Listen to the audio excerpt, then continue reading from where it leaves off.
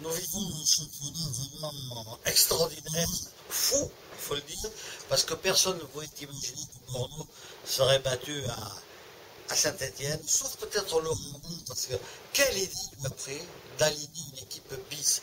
Il y a quand même 8 des 11 titulaires de l'équipe qui n'étaient pas sur le terrain. Donc il a aligné une équipe où les joueurs, avec des joueurs plutôt qui n'ont pas le rythme du championnat, qui se sont fait bouger par les Stéphanois et qui en ont pris 3 finalement. Alors là, c'est une erreur d'abord de Mauro Blanc, hein, délibérément comme ça de mettre une équipe bis. Et ben, il en a payé les dégâts. Là. Donc ça, c'est Saint-Étienne, c'est Bordeaux qui s'incline très nettement à Saint-Étienne, alors que personne ne s'attendait à ce moment de la saison à une chute de Bordeaux, même si ils avaient montré quelques difficultés en Ligue des Champions. Alors ensuite, il y a Marseille. Marseille, la catastrophe.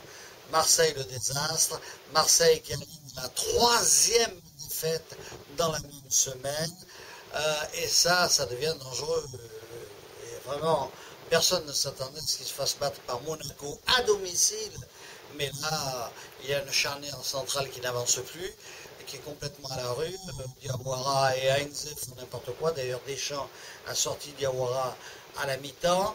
Il y a des joueurs qui sont totalement transparents, et là je pense à Lucho, surtout à Morientes. Paradoxalement, ce sont les jeunes qui jouent jamais, les petits jeunes comme Ben Arfa et Valbuena, qui ont été finalement les meilleurs, du moins dans le dernier quart d'heure. Et l'OM s'est logiquement incliné devant la tactique rudement mise en place par Lacombe. Voilà donc la grosse surprise de la soirée, peut-être encore plus grosse que celle de Bordeaux, parce qu'à Bordeaux, on pouvait se dire qu'avec 8 remplaçants, c'était prendre des risques. Mais là, l'équipe marseillaise était tout de même au complet. Et pendant ce temps-là, Lyon prend tout ça à la rigolade. Vous le pensez bien.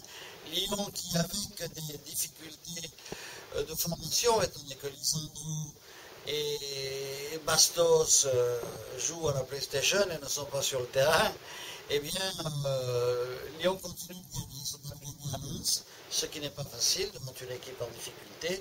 Voilà, donc tout le haut du tableau est grosso modo bouleversé. Marqué pour l'intérêt du championnat, c'est bien, il s'agit que ça dure.